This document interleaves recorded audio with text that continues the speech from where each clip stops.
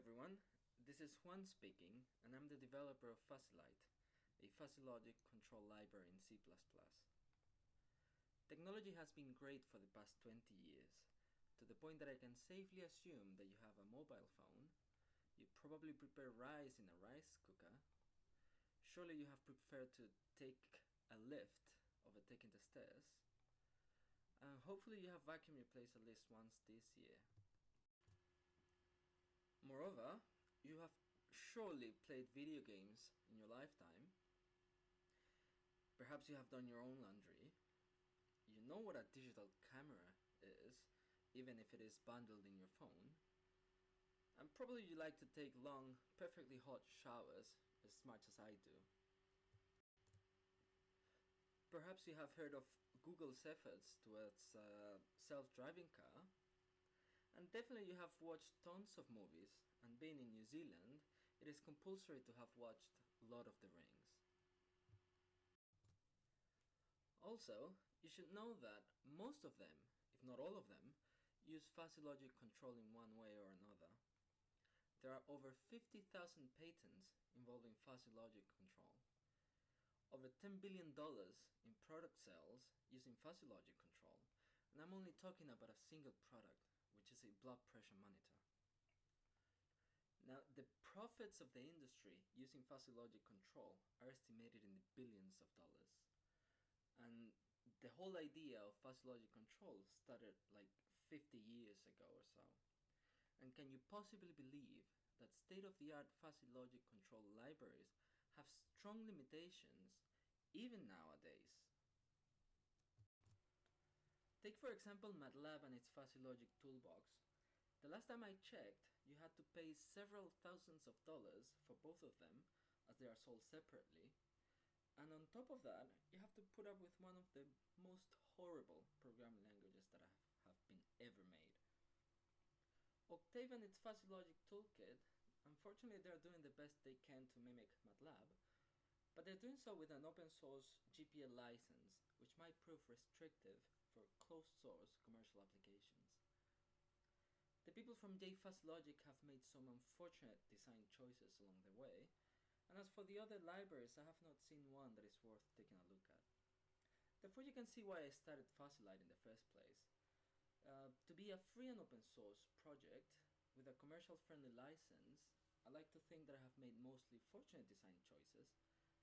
It has more features than all the libraries available up to date combined. It is very easy to use, and it is available for the major platforms. The overall goal of this tutorial is to present an introduction to fuzzy logic controllers. Specifically, I will go over the design and operation of fuzzy logic controllers, I will present some examples, and lastly, I will describe fuzzylite. So what's a fuzzy logic controller? Basically, it consists of a set of inputs that activate a set of rules, that trigger a set of actions, that generate a set of outputs. As simple as that. A classical example in fuzzy logic control is that of how much tip would you leave at a restaurant based on the quality of the service provided.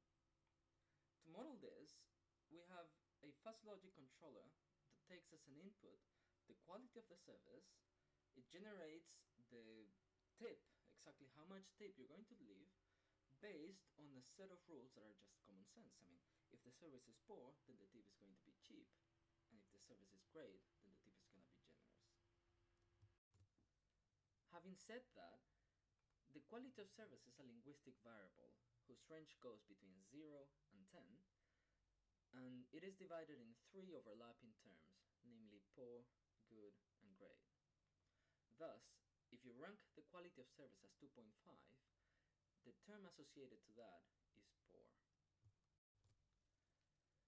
The tip is another linguistic variable whose range goes between 0 and 25, be it percentage or any other unit of your choice, and it is divided in 3 overlapping terms, namely cheap, average, and generous. And more interestingly, if the tip value is 17.5, the terms associated to that is average and generous, but it is not cheap. Now these are linguistic variables with crisp sets because For every possible value, the terms are associated with a degree either 1 or 0. That is, either the term is associated or it is not. For example, we have seen that for a service of 2.5, the term associated is poor, but it is not good nor great. And for a tip value of 17.5, it is average and generous, but it is not cheap. Now, if we add another dimension and we call it membership function, then we can better define the linguistic variables with different degrees of certainty that goes between 0 and 1. Thus, for example, for an x value of 2.5, we now say that the associated term is poor with certainty 1.0. Likewise, we define the membership functions for tip, and to make it more interesting, consider a value of y equals to 17.5, which should be around this place. Then we say that the associated terms is 0.2 average, which would be around here, and 0.8 generous, which would be somewhere around here. These are linguistic variables with fuzzy sets which allow to represent much more information using membership functions whose values are between 0 and 1. The design of a fuzzy logic controller consists then on modeling the inputs and outputs as linguistic variables and writing a set of rules that will provide the desired behavior. As such, the operation of this fuzzy logic controller will be as follows. So for a poor service, the tip is going to be cheap, but as the service improves, we see that the tip also gets more generous. It is important to understand the underlying operation of fuzzy logic controllers because it is at the very core of fuzzylite. So, the moment that you rank the quality of the service, the fuzzy logic controller will undergo 3 stages, named fuzzification, inference, defuzzification, and finally we will obtain the output, which would be the tip. The first stage is fuzzification, and it basically converts the crisp values into a fuzzy set. You should know already how to do this. So for example, we have the input variable service, and fuzzification is basically defining the fuzzy set. So for a value of 1.0, for a ranking of 1.0, we say that the associated term is poor with a degree of 0.4. For a value of 2.5, we say it is 1.0 poor. For 7.0, somewhere around here, it is 0.2 good and 0.8 great. So we define the fuzzy sets as the sum of the membership functions for value x over the label of the term.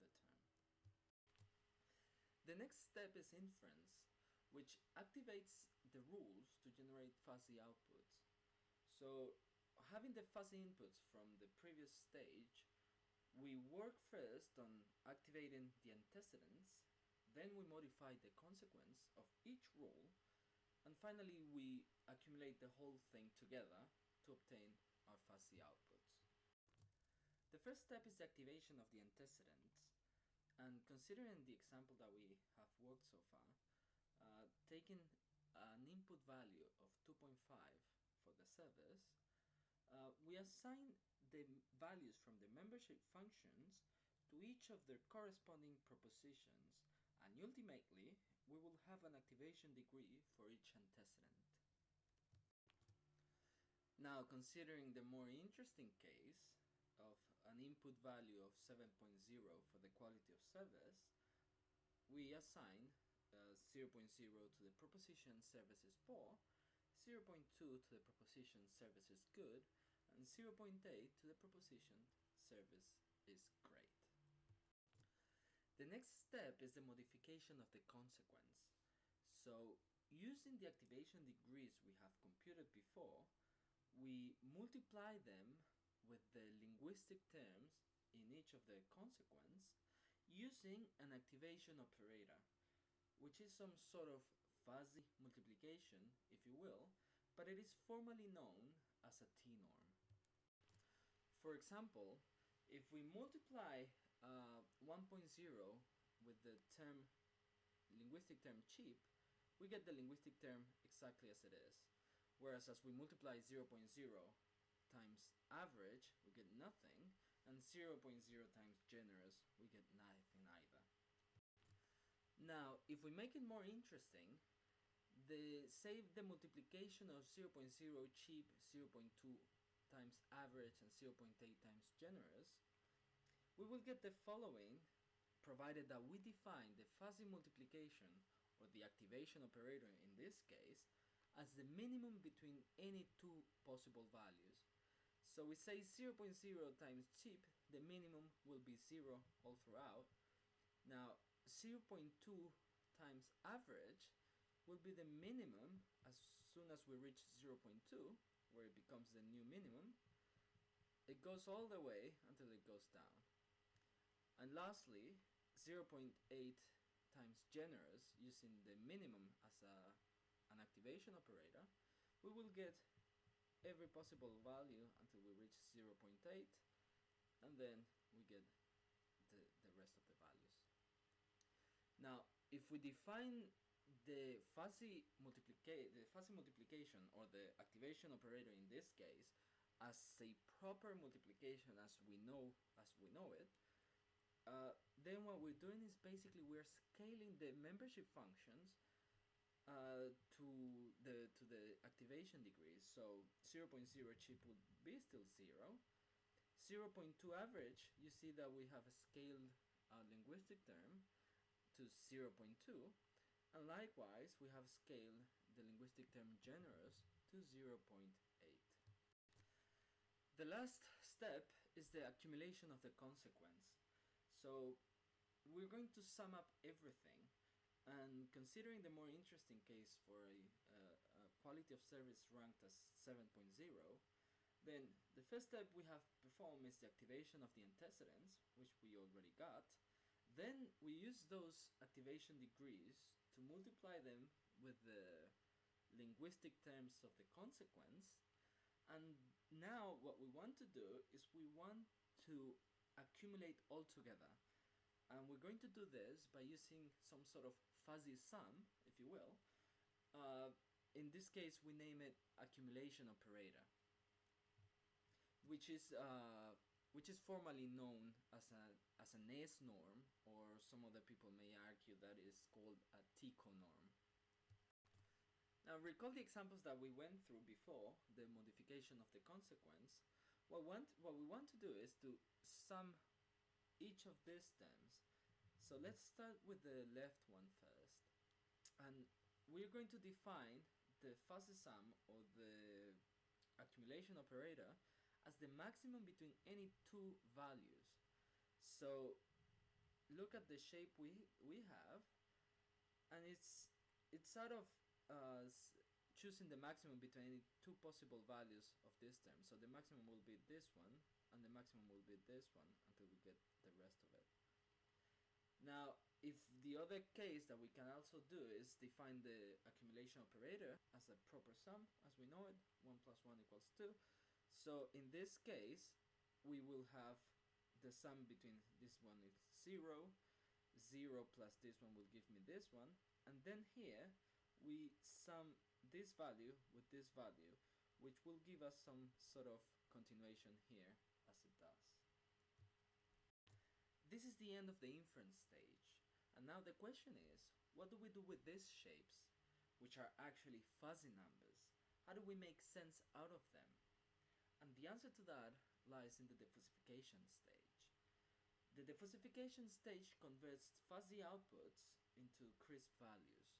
And a typical example is a centroid, which integrates over the fuzzy number, computes the centroid, and returns the x coordinate of the centroid. Other examples are the maxima diffusifier, which can return the smallest, the mean, or the largest uh, x value from the maximum membership function. And after the diffusification, we have the output values of our fuzzy logic controller. So let's take a look at some examples. This is Qt fuzzylite, and the example that I'm going to show you is the simple dimmer. So the simple dimmer is a fuzzy logic controller to automatically dim the power of a light bulb based on the amount of ambient light that there is. So if the ambient is dark, we want the power of the light bulb to be high. If it is medium, then the power is medium. And if the ambient is bright enough, then we want the power to be rather low. So we model the input variables using simple triangles, and they go between 0 and 1.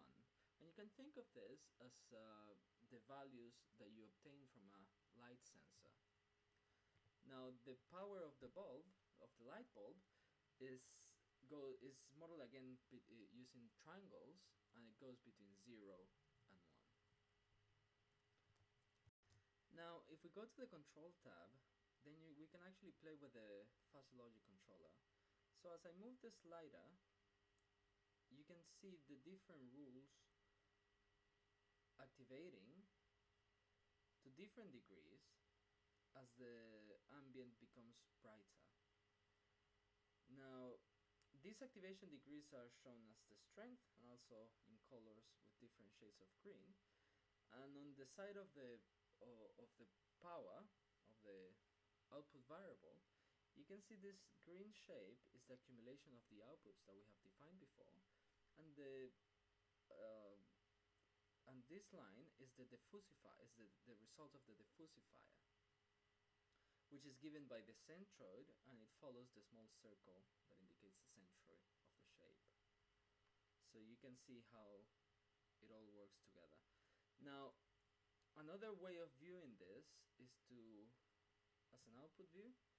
So we can actually see the changes in time based on the input values. The other example I wanted to show you is the investment portfolio from Octave. Now in this case there are two input variables, namely age, which is defined by two linguistic terms, young and old, and it ranges between 20 and 100 years old, and risk, defined by two linguistic terms, low and high, between 0 and 10. Now the output variable is the percentage in stocks, and it's defined with three linguistic terms, and it goes between 0 and 100. Now I'm not sure much of what this fuzzy logic controller does, but based on the rules you can get an idea. So if you're young and you present a high risk, then the percentage in stocks is about 85. Now otherwise, if you're old and your risk is rather low, then the percentage of stocks is about 15. Now this reminds me, these rules reminds me that another use of fuzzy logic controllers is in the in banking and insurance companies. So a bank would decide how much money would they loan you based on different variables, and an insurance company would decide how much the cost of your insurance policy would be based on other variables and rules expressed like this. Now the reason why I like this fuzzy logic controller is because it introduces the concept of hedges, say not extremely, and you have some others that will help you build more flexible controllers. The other aspect is this with 0.5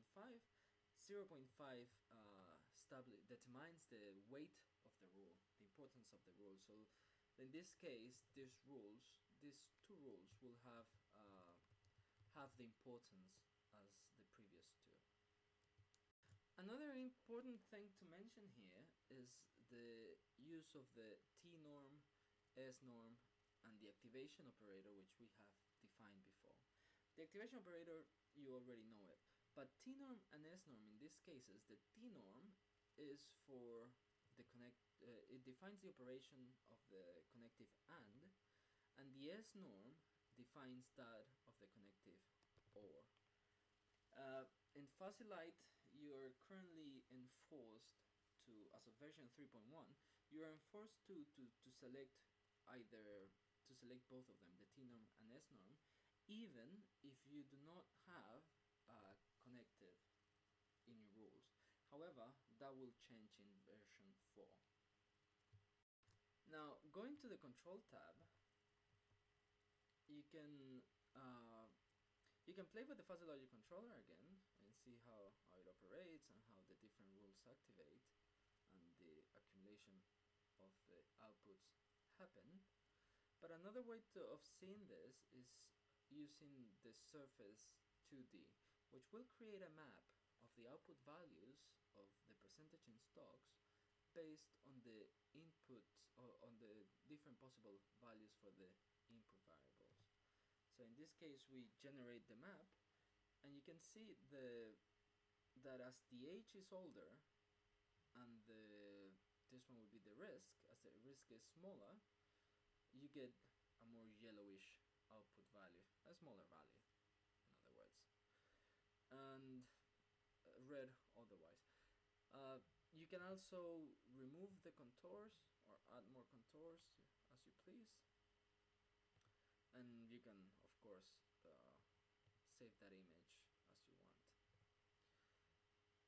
Now lastly, I wanted to tell you that you can create your fuzzy logic controllers from scratch using the user interface using Qt fuzzylite, and you can also export them to C++, to the code in C++ easily, so that shouldn't be a problem. Moreover, you can export it to fuzzy logic, to the fuzzy control language or the fuzzy inference system of MATLAB, and you will get everything there. So, going back to our presentation, fuzzylite is a library. You can build it as a dynamic library using, in Linux would be .so, and Mac .dylib, or in Windows .dll. You can also build it as a static library if you want. And Qt fuzzylite is just a user interface that links to fuzzylite. The main features of fuzzylite are Mandani, Takagi Sugeno and Tsukamoto fuzzy logic controllers. The Mandani controllers are the one that I have explained in this tutorial, and the others are, you can read the paper which are explained there. Fuzzylite has over 17 linguistic terms, 13 fuzzy logic operators to model your fuzzy sums and multiplications, that is your T norms and your S norms, 7 diffusifiers, 6 types of hedges that I have told you before, including very, somewhat, and not. You can import and export using different formats, also export to fuzzylite C++, and you can easily extend and incorporate new components to fuzzylite. This is the list of linguistic terms that are available in fuzzylite, but there are also some others that allow you to combine different linguistic terms if you need it. And lastly, this is the abstract model of fuzzylite. So we have an engine that is the controller itself. So you have a vector of input variables, a vector of output variables, a vector of rule blocks, and a vector of hedges. Every time you set the values for input variables, you call process, and then that should be it.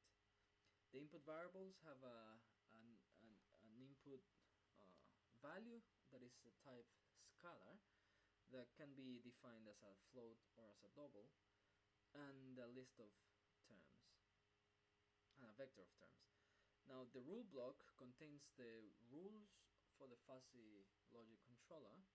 The T norm and S norm are going to change in version 4, The T norm defines the conjunction, that is the AND connective, and the S norm defines the OR connective.